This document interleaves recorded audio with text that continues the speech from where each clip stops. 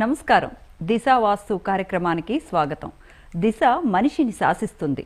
దిశతో కూడిన మనిషి దేశాన్ని శాసిస్తాడు. వాస్తు సరిగ్గా లేకపోతే ఊహించని సమస్యలు ఎన్నో ఎదురవ్వచ్చు. మీకు అలాంటి సమస్యలు ఎదురవుతున్నాయా? మీ ఇంటి వాస్తు సరిగ్గా లేదా? దీర్ఘకాలికంగా ఆరోగ్య సమస్యలతో బాధపడుతున్నారా? ఏ దిశలో ఉన్న ఇంటికి వాస్తు సరిగ్గా సరిపోతుంది? ఇలాంటి సందేహాలన్నిటినీ నివృత్తి చేసేందుకు దిశ వాస్తు శాస్త్ర పండితులు రెడ్డి అల్వాల్ రెడ్డి గారు మనతో పాటు స్టూడియోలో ఉన్నారు.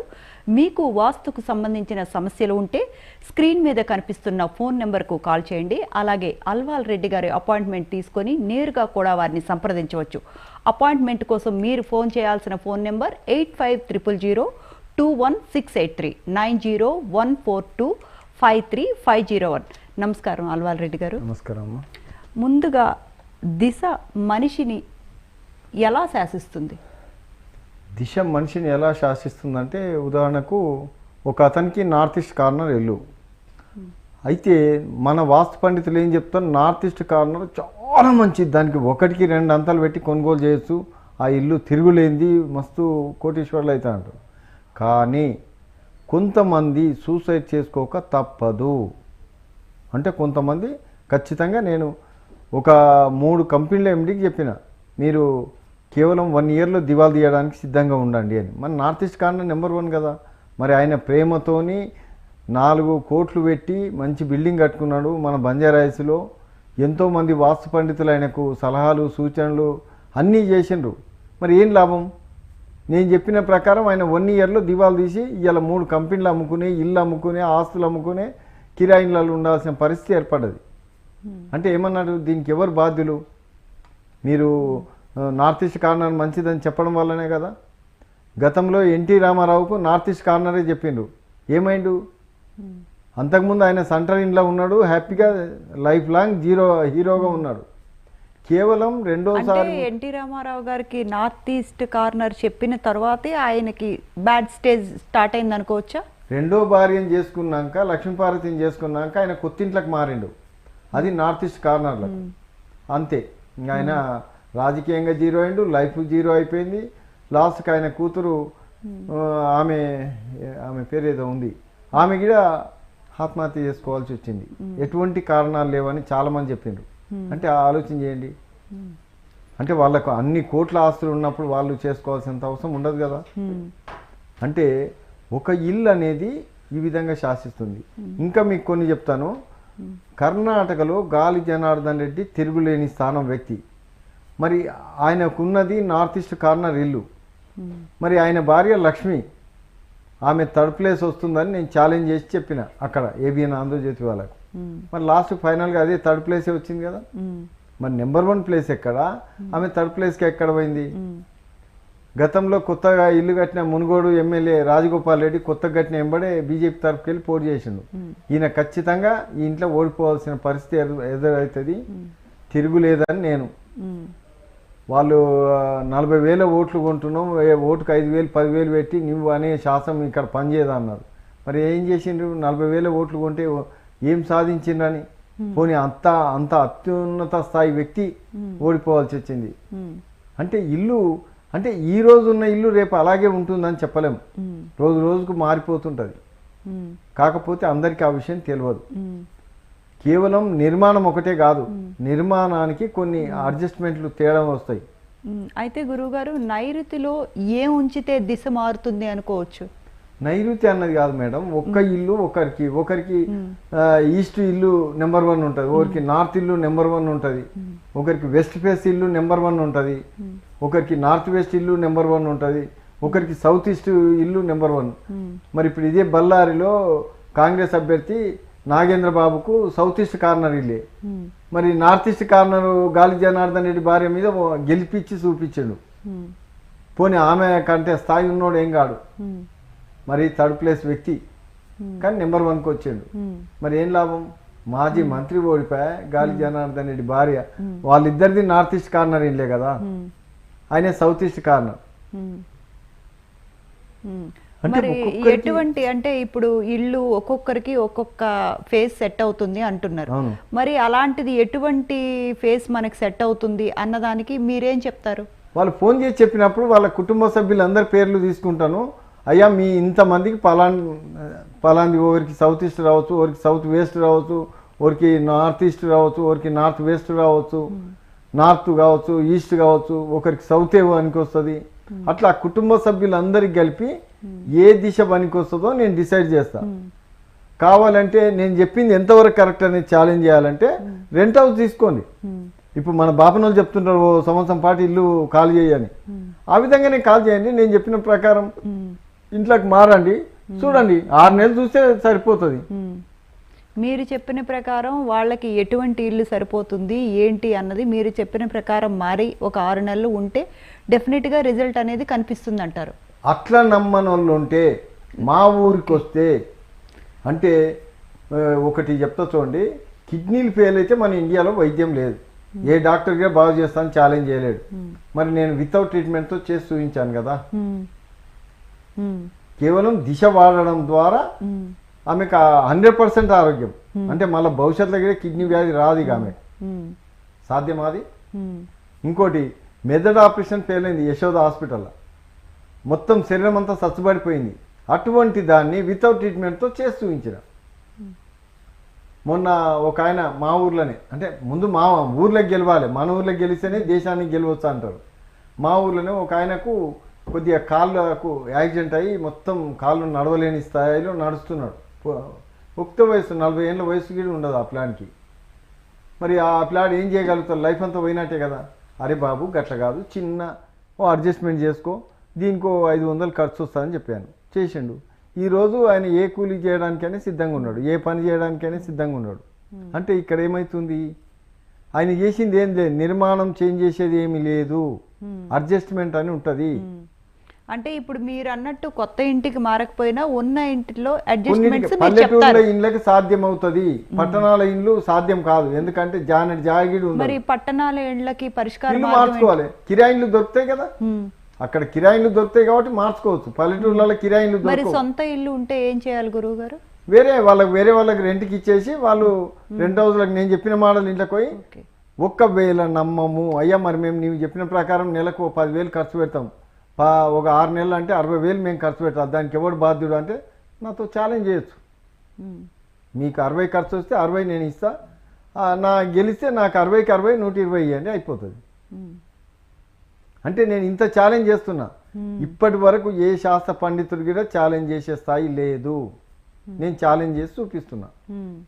ఇంకా కొంతమంది 6 నెలలు అయ్యేదేందో పోయేదేందో అంటారు. ఎలక్షన్ ఉంది కదా ఇప్పుడు, లోకల్ బాడీ ఎలక్షన్స్, కేవలం 15 రోజుల్లో రిజల్ట్ వచ్చేస్తాయి కదా, దానికి ఛాలెంజ్ చేయొచ్చు. లోకల్ బాడీ ఎలక్షన్లల్లో పోటీ నేను చెప్తాను, 3 పేర్లు ఇస్తే అయ్యా 3 పోటీ చేస్తున్నాం ఈ ఊర్లో, 3 అన్నప్పుడు ఫస్ట్ రిజల్ట్ ఎవరికి వస్తుంది, సెకండ్ ఎవరికి వస్తుంది, థర్డ్ ఎవరికి వస్తుంది, అర్ధ గంటలు నేను డిసైడ్ చేసి ఇస్తా. నమ్మకపోతే ఛాలెంజ్ చేయమంట. ఇప్పుడు వచ్చే స్థానిక సంస్థల ఎన్నికల్లో ఎవరికి అంటే దిశ ప్రకారం మీరు చెప్పే లెక్క ప్రకారం ఎవరు గెలిచే అవకాశం ఉంది? కాంగ్రెస్, బీఆర్ఎస్? అట్లా పార్టీ కాదమ్మా, ఇది పార్టీలకు సంబంధమే లేదు. వ్యక్తిగతంగా ఊర్లలో గెలిపించుకుంటారు అంతేగాని పార్టీ పరంగా ఎవరికి ఓట్లేరు. కాకపోతే కొంత పార్టీ పేరు మీద కొంత ప్రభావం ఉంటుంది. ఆ పార్టీలో ఉన్న వాళ్ళకే కొద్దిగా ధైర్యం ఉంటుంది, పెట్టుబడి పెడతారు, ధైర్యం చేసి ఎట్లా మేము అధికార పార్టీ రేపు మేము పెట్టుబడికి సంపాదించుకుంటాం అనే నమ్మకం ఉంటుంది. ప్రతిపక్షాలలో కష్టం, గెలుస్తామో లేమో, గెలిచినా సాధించుకుంటామో లేదా అని. కాబట్టి మీరు నమ్మకం లేకుంటే ఛాలెంజ్ చేయొచ్చు, అది చూసిన తర్వాత చేయొచ్చు. నేను చేసింది మా ఊళ్ళో ఒక 4-5 కేసులు ఉన్నాయి, అంటే ఆరోగ్య సమస్యలు ఇక వీళ్ళు బతకరు అన్న డిసైడ్ చేసిన కేసులు. అవి వచ్చి చూడొచ్చు, ప్రాక్టికల్గా చూసిన తర్వాతనే నమ్మొచ్చు. చూసిన తర్వాత నమ్మొచ్చు, వాళ్ళని కలిసి మాట్లాడవచ్చు. నేను ఒక ఆయనకి చెప్పాను, మీరు సంవత్సరం లోపల చనిపోబోతున్నారని. మరి ఆ కుటుంబాన్ని పోయి అడిగితే చెప్తారు, పలానా ఆయన చెప్పిండు, మా ఆయన వినలేదు పోయిండని చెప్తారు. అంత ఖచ్చితత్వం. అంటే టైం చెప్పడం, చనిపోవడానికి టైం చెప్పడం అనేది ఇప్పటి వరకు ఎక్కడ సాధ్యం కాలేదు. ఒక 3 మీరు ఎలా చెప్పగలిగారు గురువు గారు? దిశ ఏమంటుందంటే 4వ స్థానం సూసైడ్ చేసుకోమంటుంది, అంటే ఆత్మహత్య చేసుకోమంటుంది. ఎందుకు? అప్పుల బాధ పెరిగిపోతుంది, ఆత్మహత్య చేసుకోమంటుంది. అప్పుడు నేనేం చెప్పాలి, నీకు ఆస్తిపరంగా దివాళా తీస్తామని చెప్పాలి. 2వ స్థానం అయితే నీకు ప్రమాదం జరగబోతుంది, నీకు ఇంత టైం లోపల ప్రమాదం జరిగితే పోతామని చెప్తాను. అష్టమ స్థానం ఉందనుకోండి, అష్టమ స్థానం అయితే నీకు ప్రాణ సంకటం, ఎప్పుడు ఏ వ్యాధులు నిన్ను తిప్పట్లాడతాయో వాటి నుంచి రక్షించుకోవడం, ఏ హాస్పిటల్ కూడా నిన్ను సాధించడం కుదరదు. మీరు టెస్ట్ చేసుకోవచ్చు, నేను వితౌట్ ట్రీట్మెంట్తో చేసి చూపిస్తాను, దీన్ని టెస్ట్ చేయొచ్చు. అంటే గురువుగారు ఎటువంటి అక్షరాలు ఉండే వాళ్ళకి దిశ అనుకూలించదు?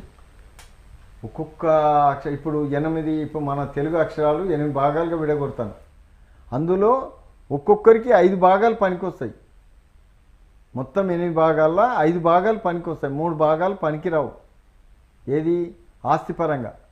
రాజకీయ పరంగా కేవలం రెండు భాగాలు మాత్రమే పనికిరావు, మిగతా 10 భాగాలు పనికొస్తుంది. అంటే ఒక ఇంతమందికి ఇన్ని అక్షరాలు పనికొస్తాయి, వీళ్ళకి ఇట్లా ఉంటుంది అని చెప్పేస్తాను.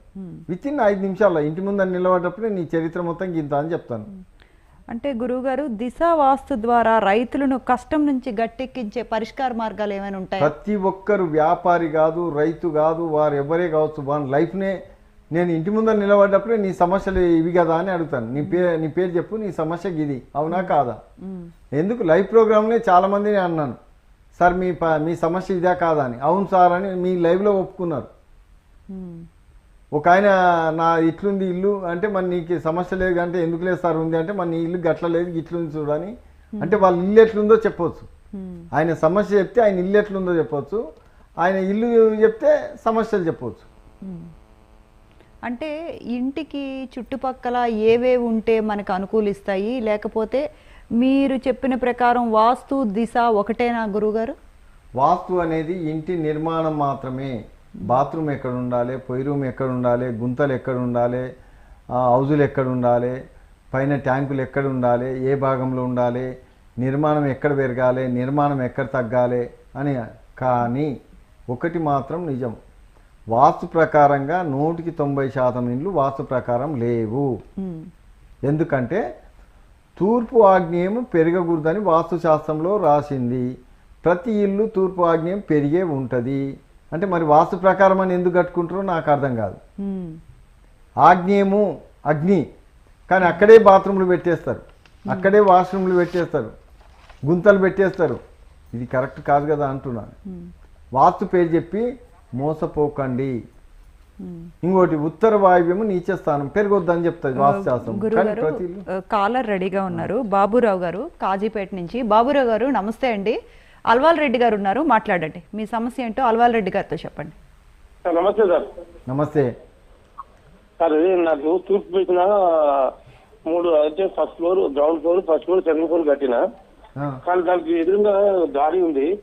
దానికి ఇప్పుడు దానికి రోజు ఆటంటాలు వస్తున్నాయి. ఇంటి ముందర రోడ్ ఉంది కదా, చాలా ఇల్లు కట్టినా కానీ నేనేం చెప్తున్నా, మీ ఇంటి ముందర రోడ్ ఉంది కదా సార్. ఉంది. ఇంటి ముందర రోడ్ ఉంటే వీధి పోటు చెల్లదు. మీ ఇల్లు 2 ఇళ్ల మధ్యలో ఉంది. మీ ఇల్లు 2 ఇండ్ల మధ్యలో ఉంది. ఆర్థికంగా మస్తు ఇబ్బంది అవుతుంది. అవును సార్. మరి నీది అక్కడ పెట్టుకొని ఆ తో మీద ఎందుకు పెడతావు? ఈ వీధి పోట్లు అని చాలా మంది మోసపూరితంగా చెప్తారు, అవి నమ్మకండి. రోడ్ అవతల వీధి పోటు చెల్లదు. ఆ విధంగా అనుకుంటే హైదరాబాద్లో ఒక్క ఇల్లు మిగలదు. అవతల రోడ్ ఇవతల రోడ్కి ఎదురుగా ఎన్ని ఇళ్ళు ఉంటాయి, లక్షల ఇండ్లు ఉంటాయి. అట్లా గూలగొట్టుకుంటూ పోతే హైదరాబాద్ మొత్తం కాల్ చేయాల్సి వస్తుంది. కాబట్టి రోడ్ అవతల వీధి పోటు చెల్లదు. మీ ఇల్లు 2 ఇళ్ల మధ్యన ఉండకూడదు. నీ కార్నర్ ఇల్లు అయితే నీకు తిరుగులేని స్థానము. ఇది సెంటర్ ఇల్లు కల్లా నీకు ఆర్థిక ఇబ్బంది బాగుంటుంది. 4వ స్థానం. రైట్ బాబురావు గారు, మీకు పర్సనల్ అపాయింట్మెంట్ కావాలంటే అల్వాల్ రెడ్డి గారి ఫోన్ నెంబర్ స్క్రోల్ అవుతున్నాయి, దానికి కాల్ చేసి పర్సనల్గా అపాయింట్మెంట్ తీసుకోండి.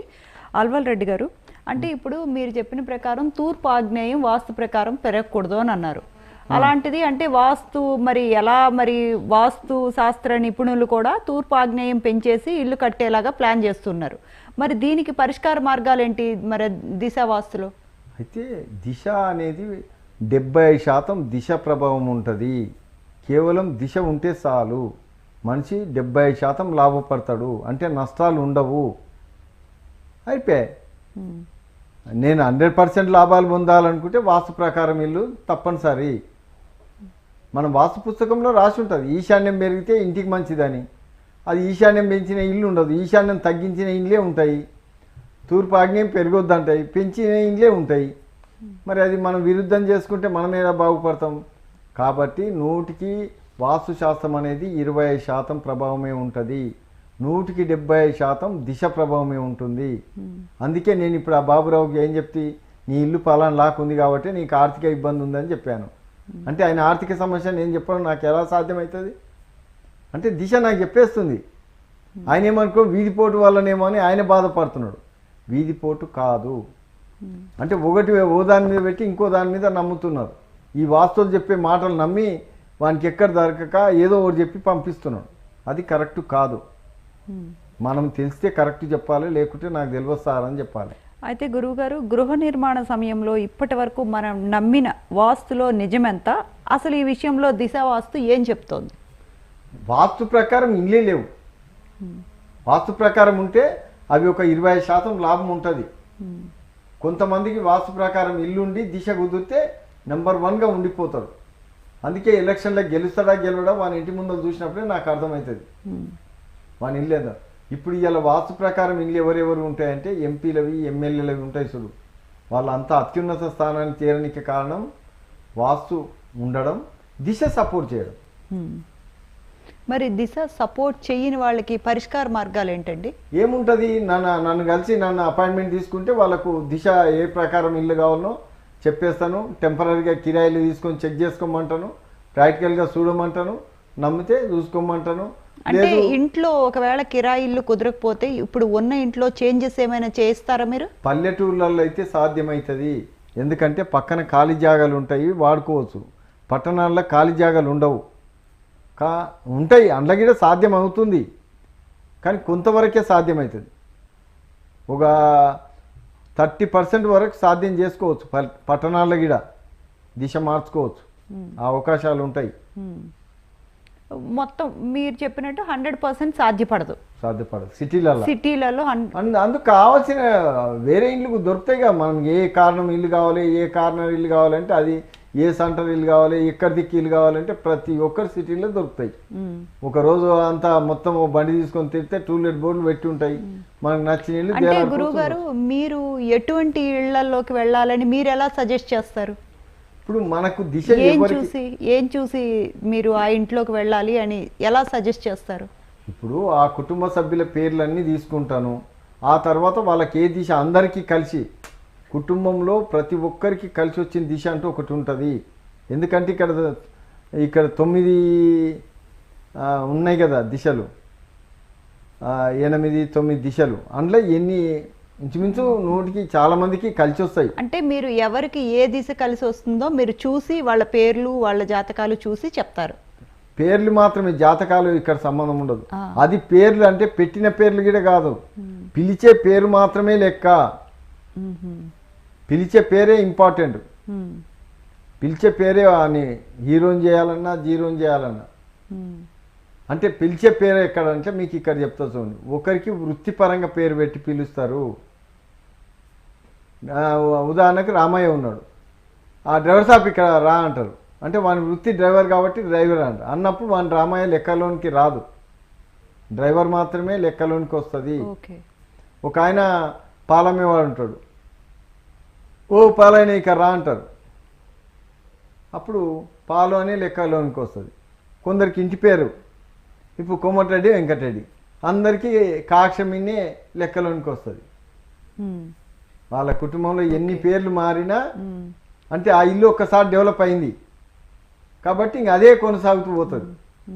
అంటే మీరు చెప్పే లెక్క ప్రకారం ఒక పేరుని మనం ఉచ్చరిస్తూ ఉంటే ఆ పేరుకు ఒక బలం ఏర్పడుతుంది. ఆ పేరు బట్టే మీరు దిశ అనేది మీరు సూచిస్తారు. అంతే, రైట్. అంటే సుఖంగా మనశ్శాంతిగా ఉండాలంటే ఇంట్లో ఎటువంటి మార్పులు, అంటే ఇప్పుడు అంతా బాగానే ఉంది, ఇంకా మనశ్శాంతి కావాలి, సుఖంగా కావాలి అనుకుంటే ఇటువంటి ఇంట్లో ఏమైనా ఇంకా మార్పులు అంటే బెటర్మెంట్ ఏమైనా చేసుకోవచ్చా? బెటర్మెంట్ చేసుకోవచ్చు. చాలా వరకు అడ్జస్ట్మెంట్ అవకాశాలు చాలా ఉంటాయి. అడ్జస్ట్మెంట్ అంటే దీనికి కూలగొట్టుడు కట్టుడు అనేది ఉండదు, టెంపరీ అడ్జస్ట్మెంట్లు అన్నీ ఉంటాయి. దాన్ని సరి చేసుకోవడం ద్వారానే సాధ్యమవుతుంది. అంటే ఎటువంటి టెంపరీ అడ్జస్ట్మెంట్స్ ఉంటాయి. ఆ ఇల్లుని చూసినప్పుడు నాకు అర్థమవుతుంది ఎటువంటి ప్రాబ్లం వల్ల వీళ్ళకి ఇట్లా వచ్చిందో. నేను అప్పుడే అంటా, సార్ మీరు ఈ విధంగా ఈ ఇల్లు ఈ ప్రభావం చేసినాకనే మీకు ఇబ్బంది అయింది అంటే అవును సార్ అంటారు.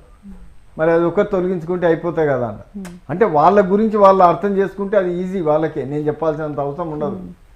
కానీ వాళ్ళకి అదే కారణం అనే సంగతి వాళ్ళకి తెలియదు. ఆ కారణం తెలిసినాకనే ఫైనల్కి వచ్చేస్తారు. అయితే గురువు గారు, దిశ అనేది ఎవరెవరి మీద ఎటువంటి ప్రభావం చూపించిందో ఉదాహరణలతో చెప్తారా?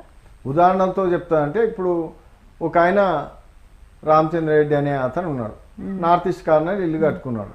ఆయనకి ఏమైతే గురువు గారు, ఈ టాపిక్ మనం కంటిన్యూ చేద్దాము. శ్రీనివాస్ గారు హైదరాబాద్ నుంచి ఉన్నారు రెడీగా. శ్రీనివాస్ గారు నమస్తే అండి. శ్రీనివాస్ గారు నమస్తే అండి. అల్వాల్ రెడ్డి గారు ఉన్నారు, మాట్లాడండి. చెప్పండి. శ్రీనివాస్ రెడ్డి గారు, డైరెక్ట్ అల్వాల్ రెడ్డి గారితో మాట్లాడండి, కాల్ కట్ అవుతుంది. సార్ సార్ నమస్తే సార్. నమస్తే సార్, నాకు 3 ఇళ్ళు ఉన్నాయి. ఆ? 3 ఇళ్ళు ఉన్నాయి. నువ్వు నివాసం ఉండే ఇల్లు ఎక్కడ? మలక్పేట్. ఆ? మలక్పేట్ ఆనంద్ నగర్. ఆనంద్ నగర్లో ఉంటావు. అంటే ఆ ఇల్లు ఎక్కడ మళ్ళీ ఉంటుంది, తూర్పా ఉత్తరమా? అది తూర్పు కాదు, నా ఉత్తరం కాదు సార్. మరి ఎక్కడ ఉత్తరం దక్షిణకు ఒక గేట్ ఉంటుంది, తూర్పుకు ఒక గేట్ ఉంటుంది. తూర్పుకు ఒక గేట్, దక్షిణానికి ఒక గేట్ ఉంటుంది. దక్షిణంలో దక్షిణం రోడ్ ఉందా? దక్షిణం రోడ్ ఉంది. తూర్పు రోడ్ ఉంది.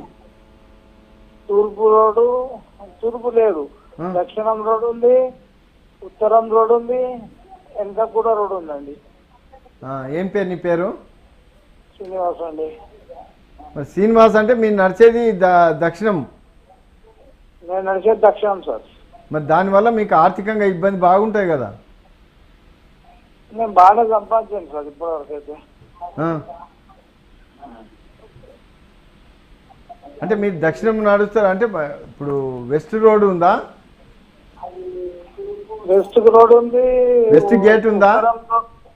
రోడ్ ఉంది, ఖాళీ ప్లేస్ ఉంది. కాదు, వెస్ట్ గేట్ ఉందా? ఉంది. మరి వెస్ట్ గేట్ ఉంది అన్నప్పుడు అది నీకు లాభదాయకమైంది. మీరు వెస్ట్ ఎంత వాడితే అంత లాభం, సౌత్ ఎంత వాడితే అంత ఇబ్బంది. వెస్ట్ ఎంత వాడితే అంత లాభం. ఖాళీ ప్లేస్ ఉంది అంతే, నాకు గేట్ లేదు. ఆ గేట్ పెట్టి మీరు రోడ్ ఉంటే గేట్ పెట్టి వాడుకుంటే మీకు నెంబర్ 1గా ఉంటుంది. సౌత్ వాడుకుంటే లాసు, నార్త్ వాడుకున్నా లాసే అవుతుంది. నేను ఫస్ట్ ఫ్లోర్ లో ఉంటాను. ఫస్ట్ ఫ్లోర్ ఎంట్రన్స్ మాత్రం మన ఇది వాయంకు ఉంది. అంటే ఇక అవి అంతస్తులను బట్టి ఇల్లు ఎక్కలోనికి వస్తాయి. మనం ఇల్లు ఉంటాను నేను, వాయం దాని ఎంట్రన్స్. నేనేమంటున్నా, అంతస్తులు ఎన్ని, మీరు ఏ అంతస్తులు ఉంటారు? అంతస్తులు 4 ఫ్లోర్లు. మీరు ఏ ఫ్లోర్లో ఉంటారు? నేను ఫస్ట్ సెకండ్ ఫ్లోర్ లో డూప్లెక్స్ లో ఉంటాను. మీ పక్కన ఇల్లు ఒక్క అంతస్తువే సార్? మీకు ఈ పక్కన ఆ పక్కన ఒక్క అంతస్తువే ఇల్లు? ఏం లేదు, రోడ్ ఉన్నాయి 3 దిక్కుల. రోడ్ అవుతా అంటే రోడ్ ఉంది కదా. అంటే శ్రీనివాస్ గారు, మీ సమస్య ఏంటి, మీరు ఎందుకు కాల్ చేశారు ఒకసారి గురువు గారికి చెప్పండి. ఎలా ఉంటుందని ప్రశ్నించింది అంతే. ఎలా ఉంటుంది అని తెలుసుకోవటానికి. అయితే ఇందాక గురువు గారు ఎవరెవరి మీద ఎటువంటి ప్రభావం ఉంటుంది దిశ, ఆయనకు చుట్టుముట్టు కార్నర్ ఉంది. వెస్ట్ కార్నరే, సౌత్ కార్నరే, నార్త్ కార్నరే, అంటే రౌండ్ కార్నర్. కాబట్టి చాలా వరకు హ్యాపీగానే ఉంటుంది. కాకపోతే మనకి ఇండ్లు అంటే నేనేమనుకున్నా అంటే దక్షిణం ఉత్తరం ఉంది అన్నప్పుడు పడమటికి ఇండ్లు ఉండింటాయి, దానివల్ల లాస్ట్ పేమెంట్ బాగుంటాయి కదా అనుకున్నా. అంటే ఇందాక మనం దిశ అనేది ఎవరెవరి మీద ఎటువంటి ప్రభావం చూపిస్తుంది ఒకసారి చెప్పి కంక్లూడ్ చేద్దాం. అయితే మన నార్త్ ఈస్ట్ కార్నర్ అనేది ఆ వర్గం వాళ్లకు పనికిరాదు, రా వర్గం వాళ్లకు, యా వర్గం వాళ్లకు పనికిరాదు, తా వర్గం వాళ్లకు పనికిరాదు. ఇట్లా 3 వర్గాల వరకు నార్త్ ఈస్ట్ చెల్లుబాటు కాదు. ఇక దాన్ని బట్టి వాళ్లకు రైట్. గురువు గారు ఒక్క నిమిషం అండి. సంతోష్ రెడ్డి గారు మనతో లైన్లో ఉన్నారు. సంతోష్ రెడ్డి గారు నమస్తే అండి. నమస్తే అండి. అల్వాల్ రెడ్డి గారు ఉన్నారు, మాట్లాడండి. మీ సమస్య ఏంటో అల్వాల్ రెడ్డి గారితో చెప్పండి.